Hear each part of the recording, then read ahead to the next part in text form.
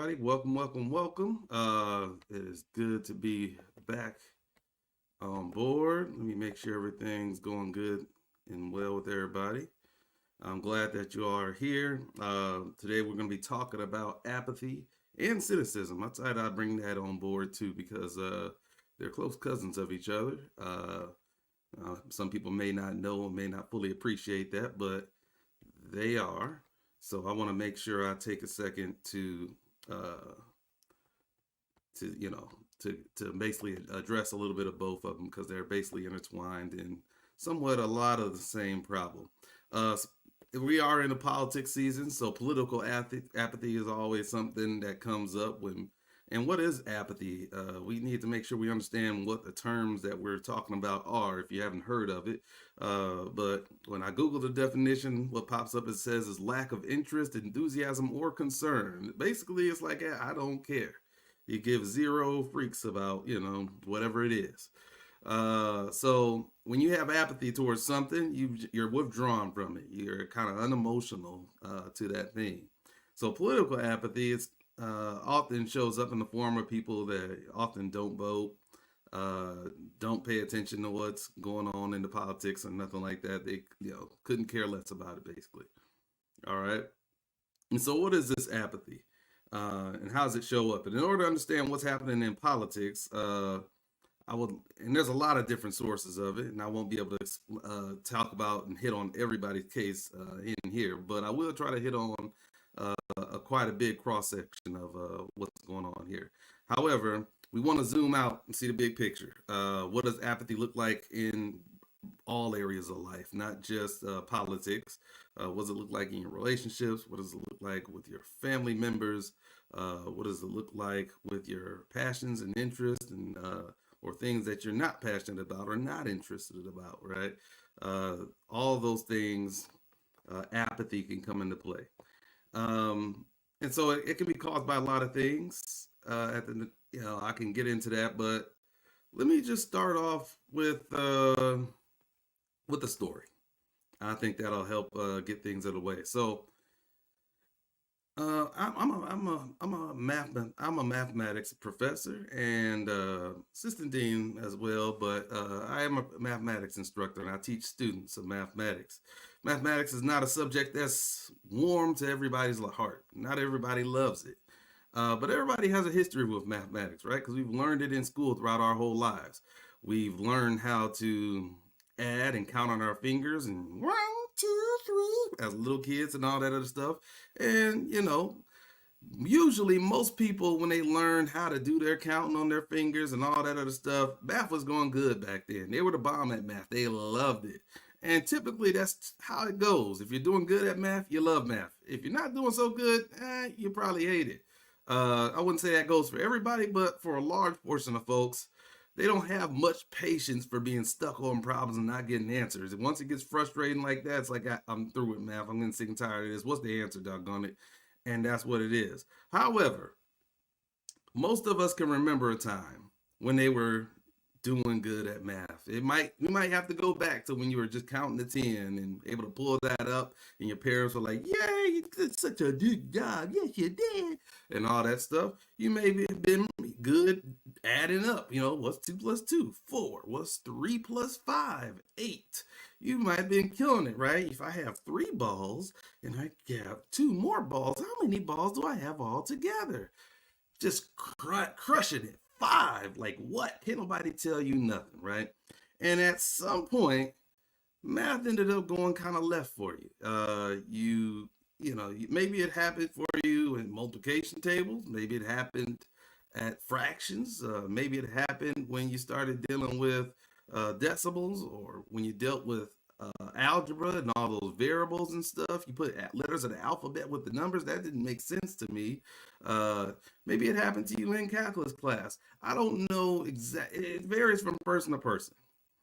But for a lot of folks, is at some point math just stopped making sense. They was killing it one day, they loved it, and all of a sudden things weren't grinding quite right. They started failing some exams and tests, not getting the grades they wanted to get.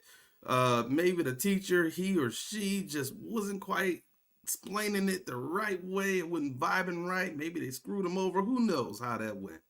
But at some point in that process, things started breaking down.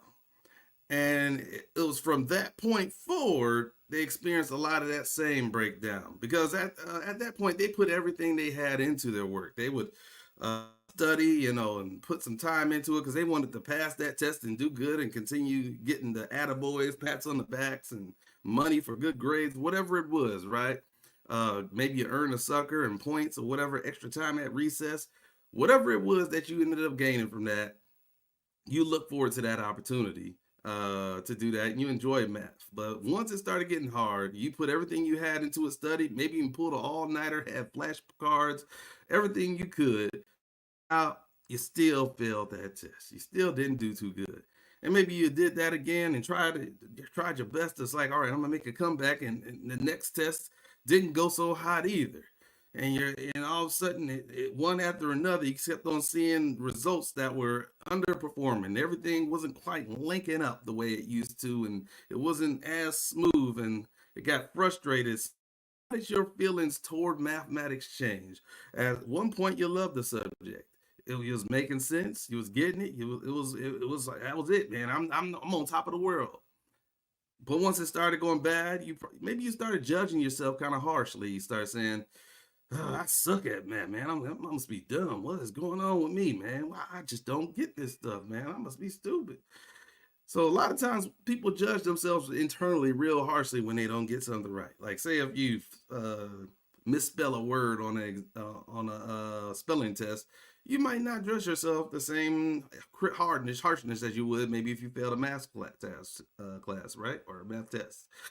People look at different subjects different ways and come to different conclusions about their capabilities and abilities. And a lot of times, if we interpret mathematics to have certain weight on their intelligence more so than some other subjects, we might be more likely and inclined to take our performance on any given test or exam to be indicative of that.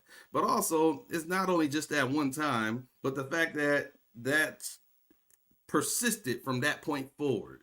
It didn't just stop at that one bad test, that it persisted from that point forward. And that's partly due to the nature of mathematics. It's a building on to subject. In order for me to understand multiplication, I need to understand adding because multiplication is just repeated addition, right? If I do 2 times 3, that's like 2 plus 2 plus 2. I add 2 3 times. So if I understand addition, I can understand addition in order to understand multiplication to a certain extent, right?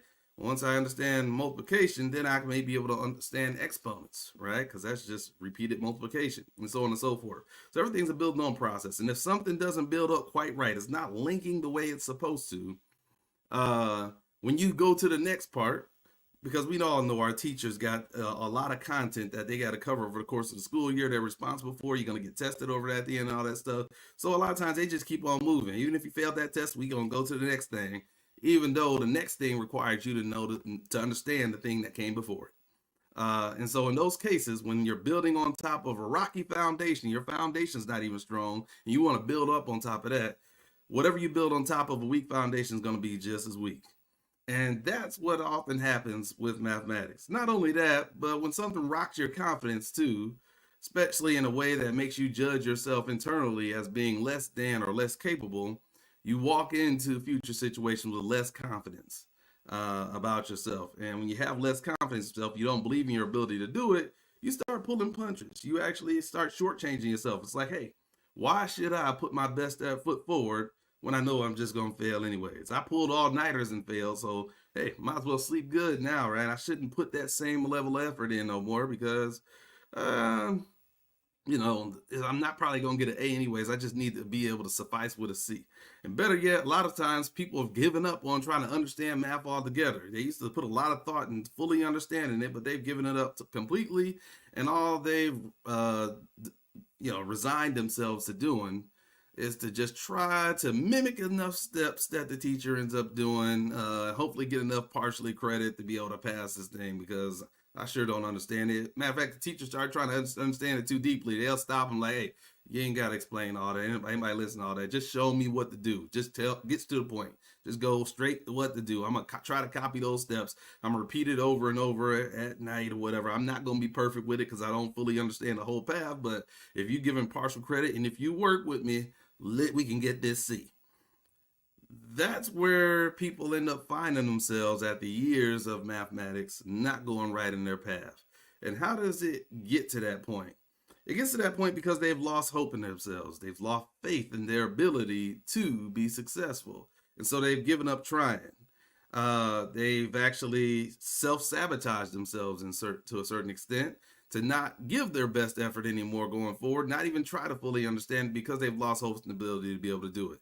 And to a certain degree, it kind of makes sense because if your foundation's rocky and you haven't dealt with the issues of that foundation in months, maybe years, then what does it make sense paying attention, pouring all this effort into stuff that's way up here when down here you don't have the time to go back and look that over because test is coming up tomorrow or in a couple days. And the teacher never took the time to go back with you. Maybe they didn't have enough support staff to take that time to solidify that foundation and work it back up to get you where you need to go. And because your education system may have failed you, maybe the teacher support didn't fail you, maybe they weren't willing to put in that time and effort to be patient with you, to work things over and rebuild your foundation so that the things you build on top of it will be more solid and solidified. Because all that was never available, a lot of students just give up hope and they just, hey, I just got to take what I can get and move on. And even some people start taking a negative, pessimistic, and cynical view of mathematics. I don't like mathematics. Math sucks. When am I ever going to need this stuff anyway? This is stupid. This is boring, right? And anybody who would come along to, that gives support to that same mindset, they can, have a good time talking about it, of how, math has let them down and how they feel about the topic. So all of that are things that resonate with a lot of folks. So because that's a lot of our experiences. A lot of us can remember exactly the teacher name who we started failing and doing bad at math with, and that was Mrs. Johnson or Mr. Johnson, whoever that is, right? And to this day, they might not like them still, right? They having dreams and nightmares, waking up in the middle of the night. Maybe not all that, but we might have scapegoated that teacher, rightfully or wrongfully, as the villain, so that we can at least give ourselves a break from not, being the cause of the lack of success in that different area. But that is a path that a lot of people share in mathematics, and I've come to learn that over my years as a professor. However, any future professor that encounters such a student, they have to put up with the fact that that student has walls up. They're not willing to put their all into it and put as much effort as they want to into it because they don't believe it's going to be profitable anyways. Nobody wants to waste time into something that's not going to be worth the effort. So you're dealing with a lot of folks who have lost hope, a lot of folks who have given up on themselves and their ability to have success in these areas. And so they have their walls up. And either that instructor has to be like, hey, the walls are up. I can't force them to take it down. It is what it is. And I'll just work with them on this partial credit system and get them to be good enough. And as long as they're not trying to be engineers or something where they really need to be confident in this thing, I'm going to let them slide. A lot of people take that perspective. However, every once in a while, you get that one teacher that goes against the grain, that says that, you know what, I'm going to push you to tear down those walls. I'm going to push you to believe in yourself. I'm going to push you to not be cynical about what you can do and actually like math again, care about math, actually want to desire to be good at math once again. This is somebody that's trying to tell somebody to put away their apathy to dive into something and to give it a chance to be great at it once again. That you don't have to settle for XYZ. You can you can settle for something a little bit higher if you allow yourself the opportunity. But also on the other end, that same instructor, when they reach out that hand and ask for you to grab onto it, that means that instructor has a responsibility too to meet you halfway, right? To make sure that, they give that support to make sure you get what you need so that they can scaffold you up to where you need to be. And they're willing to take that time and put in that effort. But if those things all go together, this right person with the right message can inspire hope that can eradicate the apathy and cynicism that a lot of people have uh, to pursuing a lot of things. This is something that I try to do when I teach my classes, to try to give folks a different paradigm, a way of looking at mathematics. Hey, this is your last time taking this class, probably math class in college. Why not give your best effort for once, right? So that's something that I definitely try to instill and do. However, not all teachers necessarily do it. And, you have to be there for them, because if you let the student down, if you're not there to support them, then all of a sudden it's like, hey, I let down my walls for you. I believed in you. I started hoping again. And it was a great feeling. And I was excited. And I put energy into this thing. And I was ready to get things happening.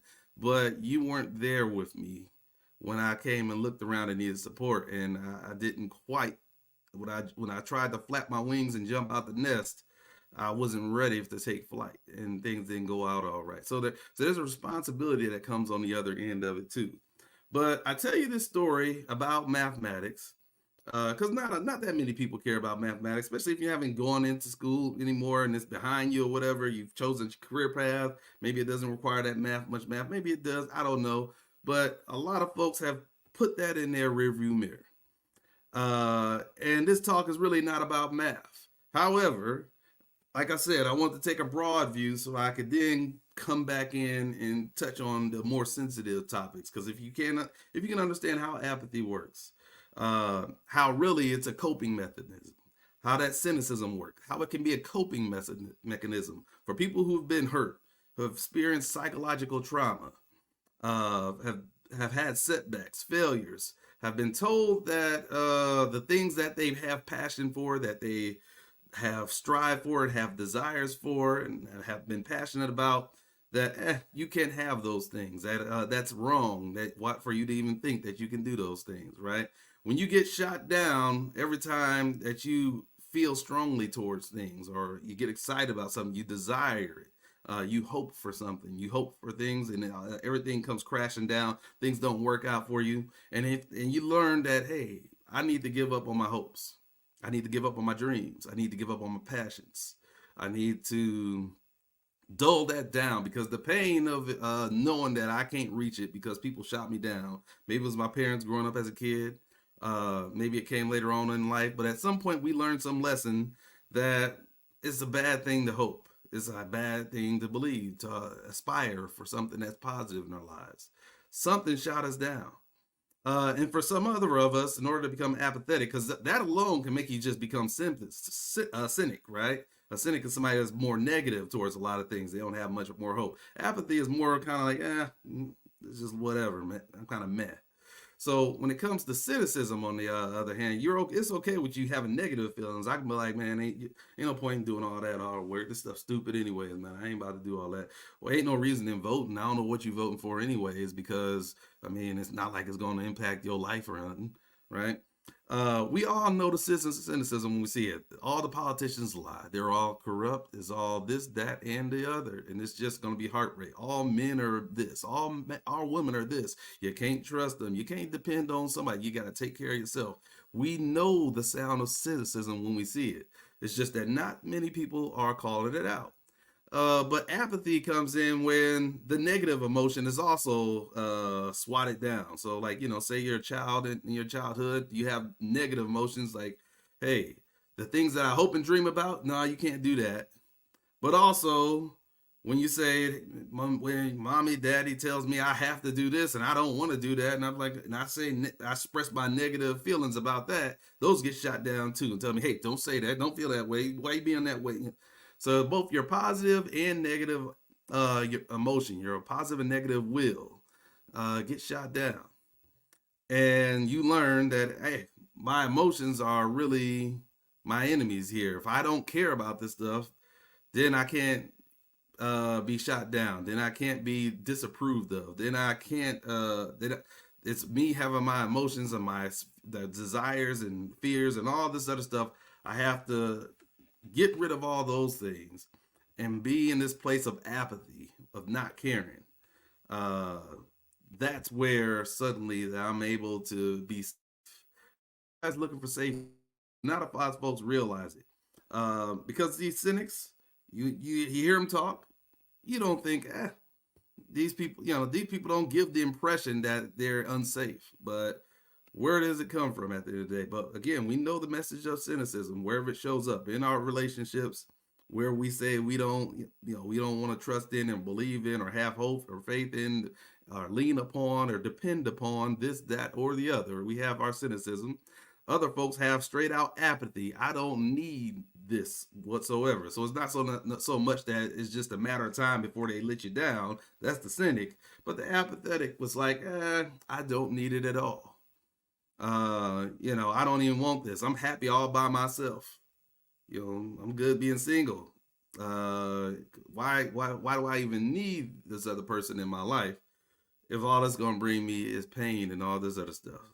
So the apathy just withdraws altogether. Where the cynic might actually put a negative thing against it, where they have to come down against it. For example, let's say if you break up with somebody in a relationship, uh, and you love them quite a bit, that's your cynicism might make you go to the opposite extreme in order to make sure that you can cope and be able to deal with that person no longer being in your life, to be like, hey, they were trash anyways. I shouldn't have trusted them in the first place. They were no good, blah blah, this, that, and the other, right?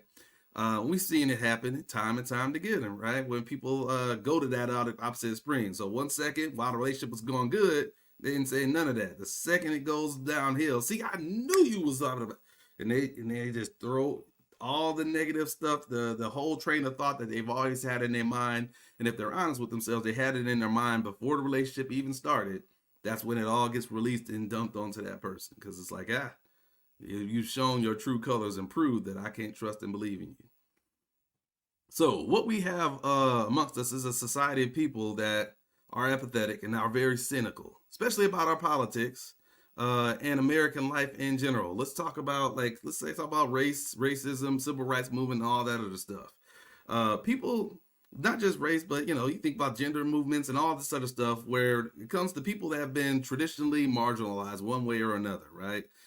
People who were not treated as equal human beings, where you have the title line on our constitution and all this other important documents, and great founders and leaders said this, that, and the other. But when it comes down to what actually happens in reality, it didn't quite work out the way as intended. Everybody wasn't really treated equally, right? Everything didn't quite work out that way. And despite people making the most passionate, heartfelt arguments to make this come to existence, of it getting shot down and people not listening to it, or even people punishing you for speaking up or daring to speak up and speak out against this stuff. There were some people who still had hope, nonetheless, to still do that. One of the great people that we cherish and esteem every January on a Monday is Dr. Martin Luther King. One thing that he's known for was he wasn't apathetic. He wasn't highly cynical. One thing that drove hope to a lot of people was the fact that he had hope. He believed in the things to get right, and he didn't let the failures be the thing that stopped it. It's kind of like uh, what Thomas Edison, when he invented the light bulb, and he said he had like 10,000 failures. I don't think that's the exact number, but he failed about 10,000 times basically. And so somebody, it's not that he said, it's not that I failed 10,000 times. I found 10,000 ways that don't work. And it just kept him to keep on going until he found the one way that does work.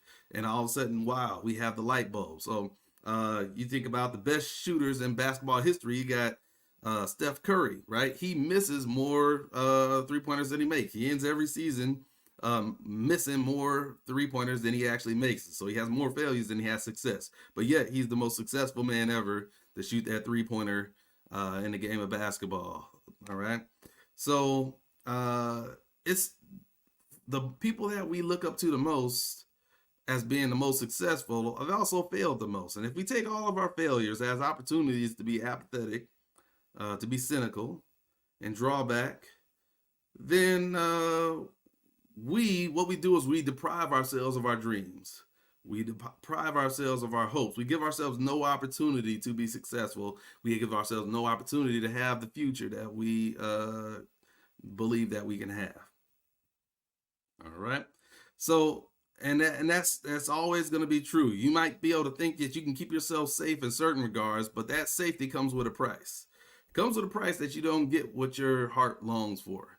You can try to deny it, because truly, when you say that you're apathetic to a lot of things, a lot of times, again, if it's a response to something to cope with because you couldn't have it, you deem that it's a lost cause. You felt powerless to be able to get it. You know, whether it's the black people feeling powerless to convince white people to love them throughout history, to treat them as equal people in this experiment that we call America, right? Some people get apathetic or cynical. They can be like, you know what? Hey, I don't want to fight this fight no more. It is what it is. I'm not going to change these people's minds. I'm just going to do me and take care of me, right?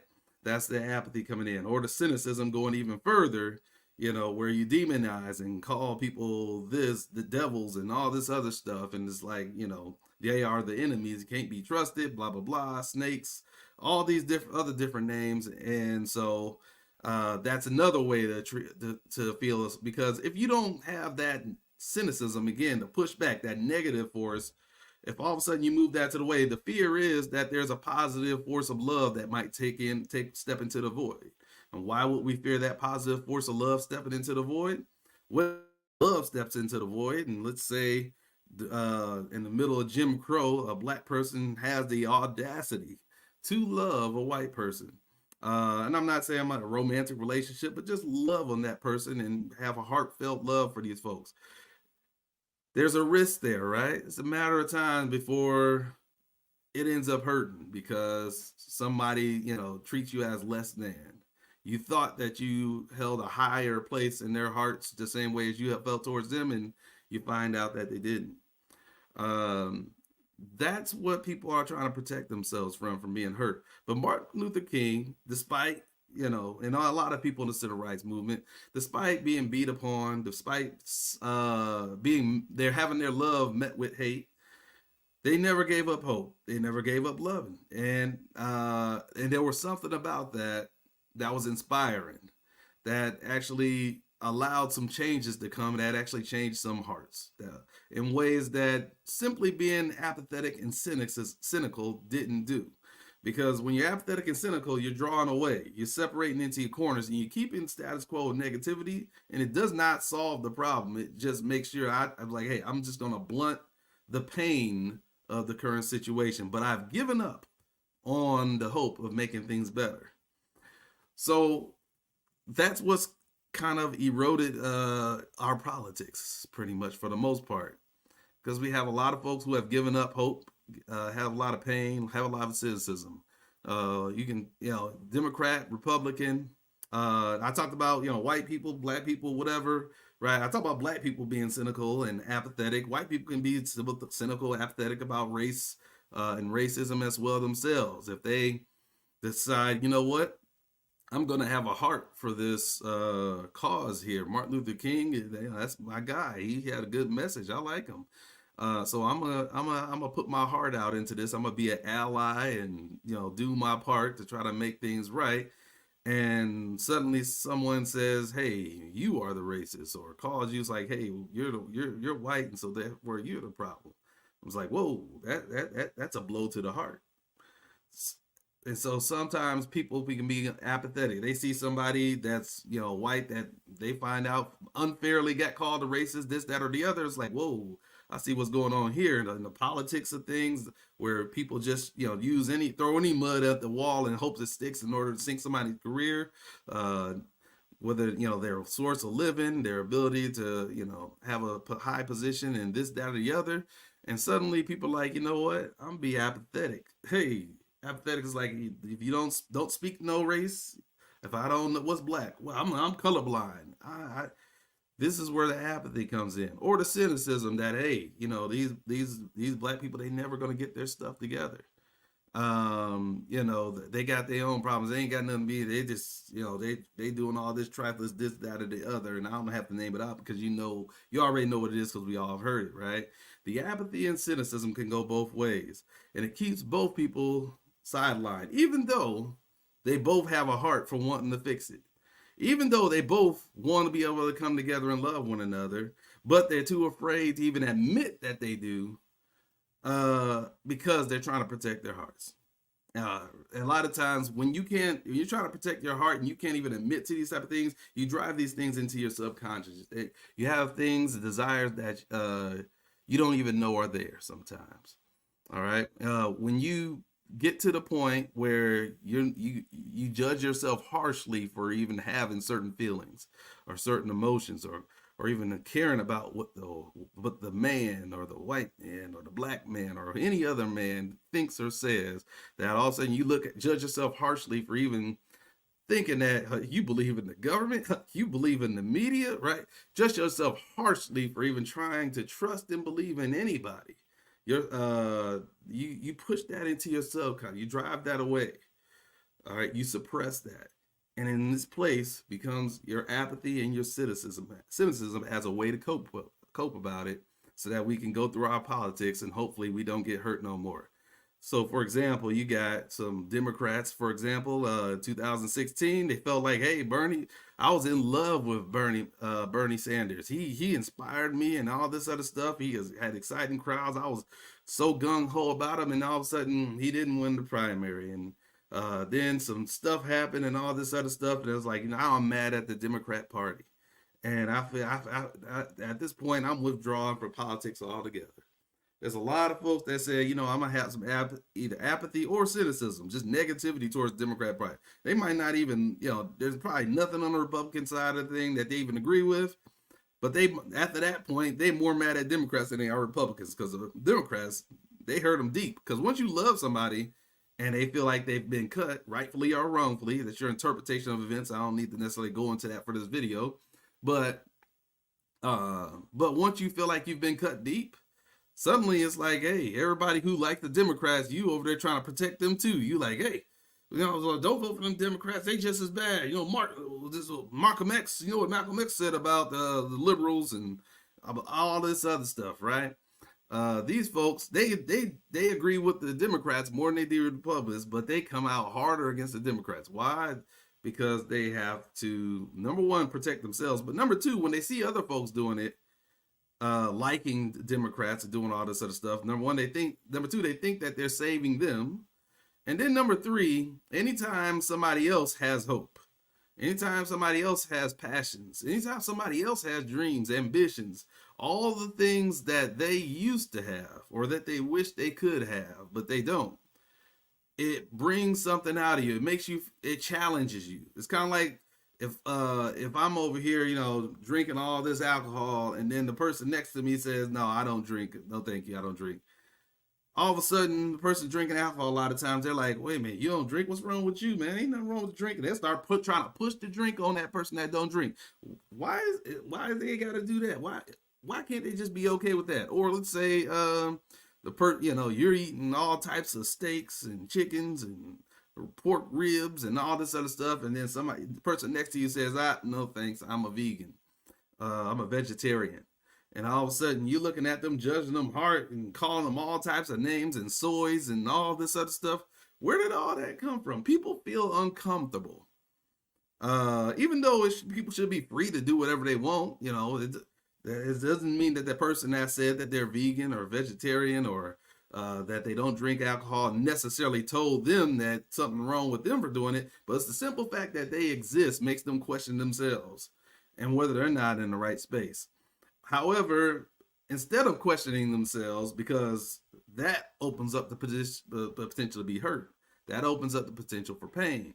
So instead of questioning themselves, they'd rather look at the other person and look at them like something's wrong with them. What's going on with you? You know what I'm saying? And validate their own positions, basically, at the end of the day. And so that's why you have people that do those weird things. Somebody who's been highly cynical of the opposite sex and like, hey, I'm happily single and I'm highly cynical of these folks over here. So, I'm good and in peace in my own space. But if I see somebody else over there trying to be lovey-dovey in a relationship, I'm over there trying to tell them, you know what, it's just a matter of time before he do this, that, and the other, or she do this, that, and the other. You got to watch your back, bro. You know, Apathy and cynicism. They misery. What they say, misery love company. That's what they say. Well, a lot of folks who are apathetic and cynical of things, they've given up hope.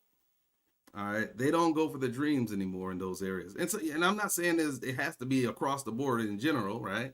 If it is across the board in general, that's you definitely probably should be seeking some therapy, even if in certain areas, if you want to be less apathetic and less cynical, you may want to seek some therapy to deal with that, because these are some hurts, pains, and traumas, and having a professional work through those to be able to get yourself to trust yourself again, believe in yourself, have hope, and that's something that can change things over. So, but when we step into our politics, where we see all the the back and forth, the bitterness, the folks taking care of their own selves and their own careers and putting that stuff ahead of everybody else, and then there's people that seem to be intentionally trying to lie about their actions, cover it up, or and cause chaos and confusion, and then just blame the other person as if they didn't do it. And then once the person that rightfully blames it back on me, we just blame each other and be like, you know what, this is just a blame game here.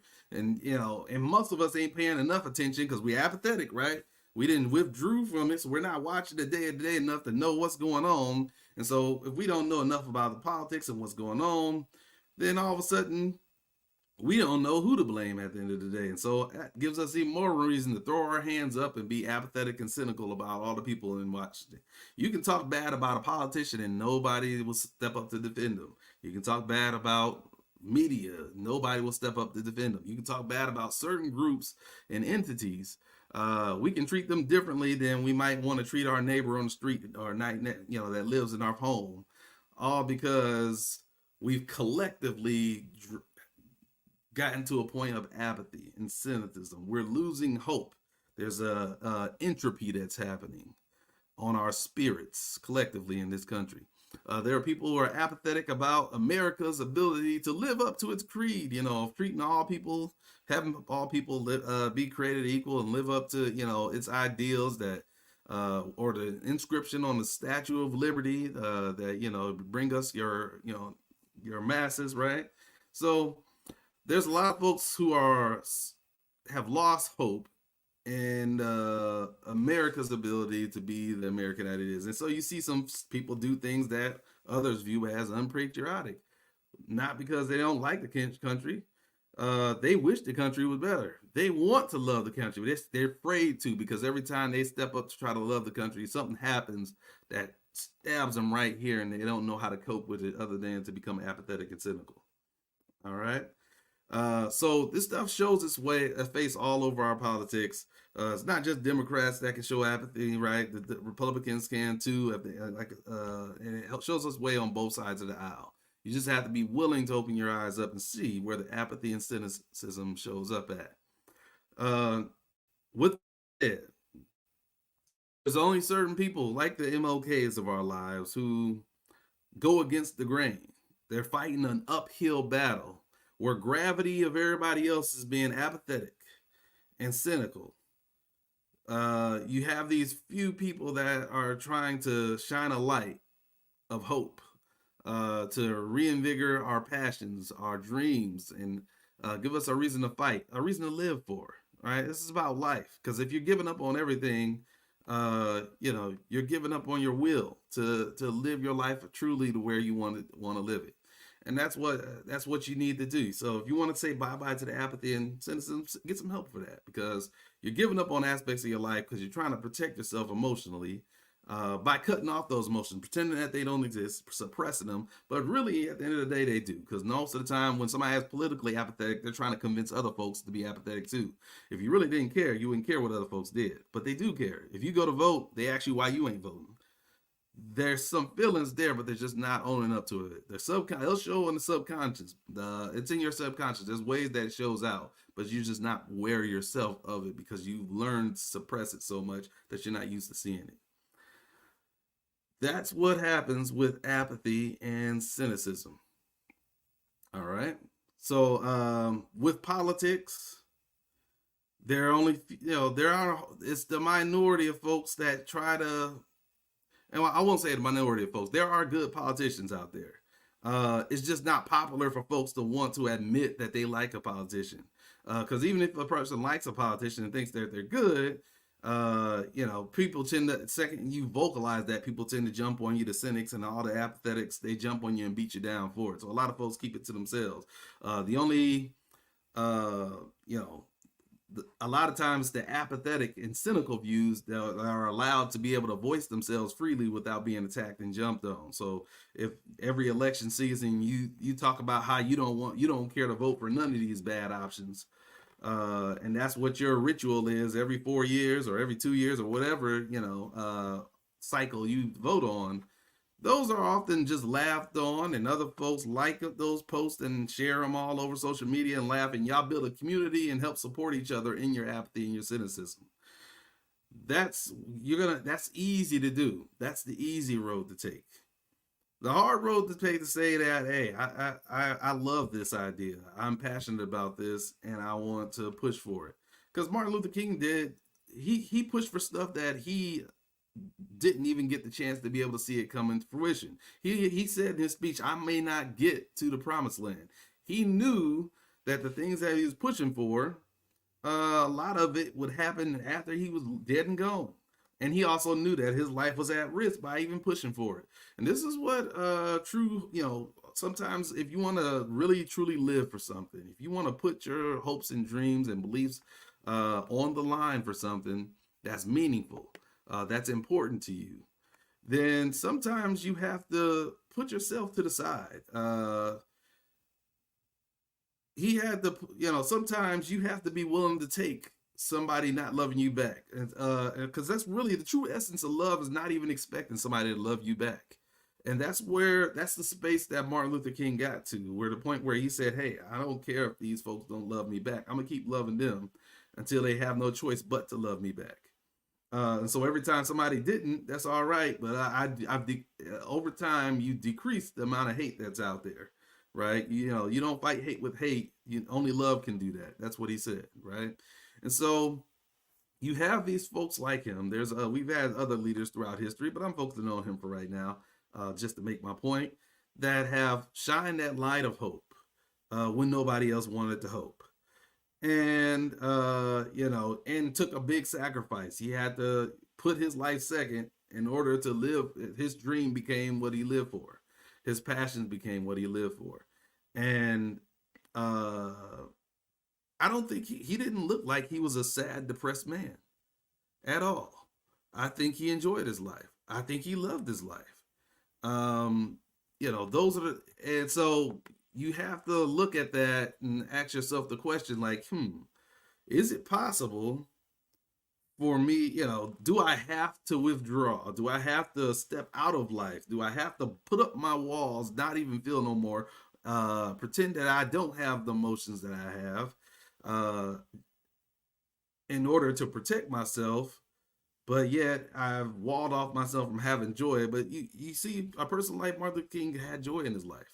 I guarantee you he did. He had joy in his life. He saw that there was a way that he could allow himself to be free, but he had joy. Did he have hurt? Absolutely. He had hurt, right? Did he take risks? Did some folks not be his friends and not want him alive because he went against the grain? Absolutely. But that's sometimes what you have to do in order to get what you want to get. One politician that I like quite a bit is Barack Obama. A lot of you guys know I supported him when he was in office. But as I talk about your hopes and your dreams and wishes and desires, and standing up for those and believing in the ability to change, what was Barack Obama's message? He knew something about our politics too. And that's what made him popular in the first place. When he gave his speech in 2004 at the Democrat convention for John Kerry, he rose way up the map after that because he tapped into something the same way Martin Luther King did. There was a feeling of hopelessness in our politics, of apathy, cynicism. It was already there way back then. What we're feeling today is nothing new. But he tapped into that, and he had made a lot of folks suddenly believe again, believe that our politics could be good, that we could work together and try to build on things. And those were some of the principles that he pulled up in folks.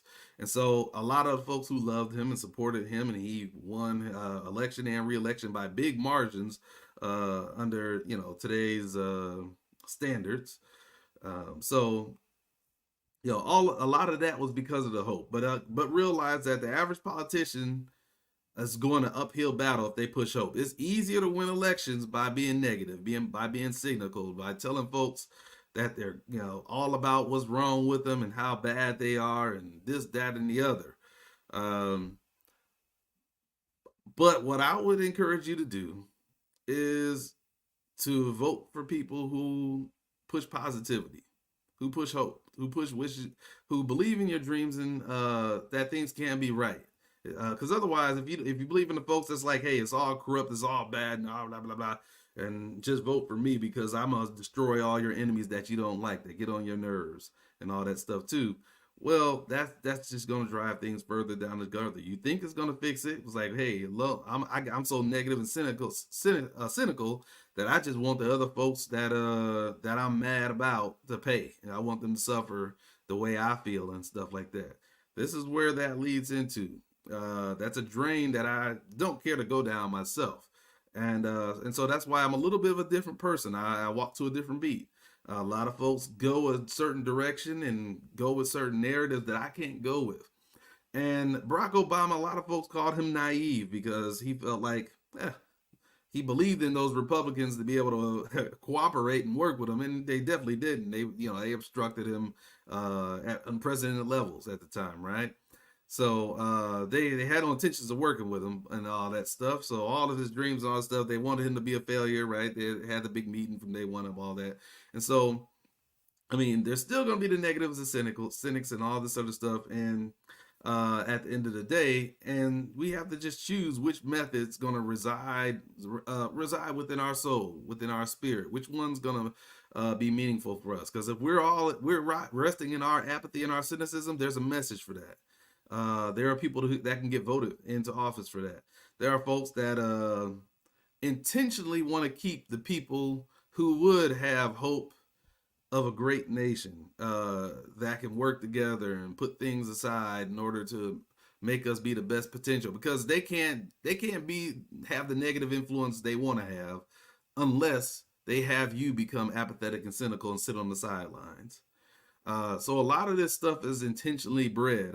People don't realize that, but they want a lot of folks sitting on the sidelines, and you have to make a choice on whether or not that you want them to succeed in that. It's a choice that you want to engage yourself and pay attention to what's going on and love, the politics enough that you can use your vote to have an influence. Because when people tell you that, hey, your vote doesn't matter anyways, they're trying to make you apathetic. Why go vote if it doesn't matter anyways? Try to make you cynical. In a representative democracy, right? Our republic. Who said that? When they asked, "What do we have here?" and they said, "A republic, if we can keep it." Look that up real quick.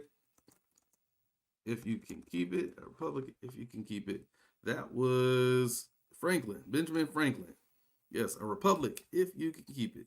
Said that in 1787, right, while leaving the Constitutional Convention in Philadelphia. So what, you ask the question about the government we're creating right there. It's like, hey, what did you create? We created a republic, if you can keep it.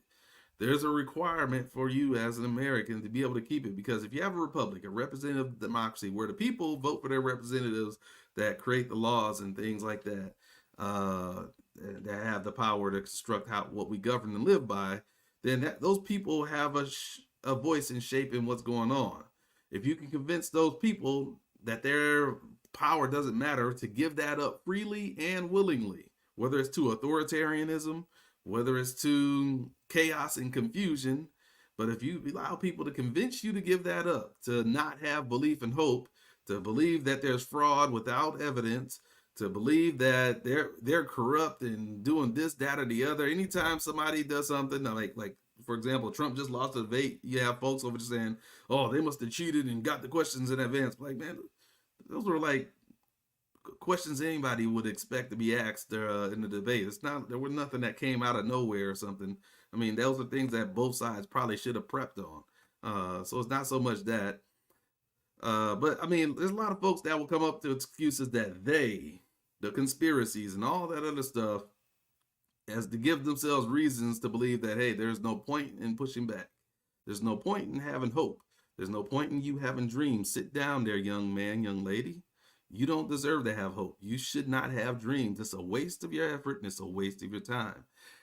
They won't say that directly to you in the words that I'm saying it, but their words have the same effect. And it's all your choice on whether or not you indulge in that. So you can choose what messages you want to grasp onto, what messages you want to believe in, and whether or not that's going to allow you to be able to keep your republic or not. Because people say democracy is on the table now. I believe it is, especially when you undermine the vote. If you say that undermine the vote, if nobody believes it, then nobody respects it. If nobody respects it, you don't have a government anymore. You have anarchy, you have chaos. And while that seems fun and goofy and we got rid of government, we had people attack the Capitol, for some folks, that's just something cool or something to be apathetic about. People even, who once thought those buildings, the U.S. Capitol, were had a sacredness to it, now are apathetic to what happened on those grounds, as if they just don't care. What did it take to get that apathy? What did it take to get to that point of cynicism? To where it's like, even when you saw folks on your side, it was like, okay, I have to admit that looks bad, but I'm just going to make up a conspiracy about some planted FBI dude that was behind it all or did all this, because I don't want to believe that people like me might have done it. At some point, we have to check ourselves. We have to check ourselves. And ask ourselves, what are we doing? And so I like the message that I like the message that that Barack Obama had in terms of hope. And even when he gives a speech at the DNC convention, he reminds you of that message of hope. He inspires it. When a lot of folks listen to him, it's like, bam, you awaken and lit something up that we forgot used to live there, and we miss it. And because and the more that you realize that you miss it, whenever you hear that light get sparked every once in a while, you realize that you're sinking in deeper and deeper into a darker place. And it takes literal fighting to keep things alive, and keep hope alive, to keep things going. Because if you don't keep things up, entropy happens, things collapse, disorder, second law of thermodynamics. All right, if you understand what that is. You have to go against the grain in order to keep things going, because otherwise things are going to collapse over time. And if you allow yourself to just I'm just going to follow the gravity of everybody else, I'm going to go downstream with them, or are you going to go against the curve? Are you going to set your own right, pave your own path, even if you have to do it alone? But if you do it alone, you might actually have a chance to inspire somebody to join you in going against the current. Maybe I might be able to do that today. With that said, I'm just going to call it a day. You guys have a good night, and leave a comments. Let me know what you think. And share this video, right? Like the video, share the video if you think it has something positive for you. I think it has a lot to do with what our politics is. I could have got a lot more deeper into it than this, but I'm already an hour into it, and it's late enough at night, so let's go ahead and make it a wrap. All right, y'all. Y'all be good, be safe, take care of each other's, love on each other, and until next time, guys. I'm out of here. Later.